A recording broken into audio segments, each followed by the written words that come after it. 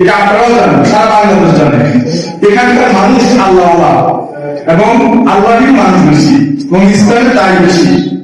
এই জায়গায় মানুষকে নতুন করে বলার বা বোঝানো এই খাদ্য বা এই ক্ষমতা আমার নেই, শুধু একটা দাওয়াত দিতে আসবে।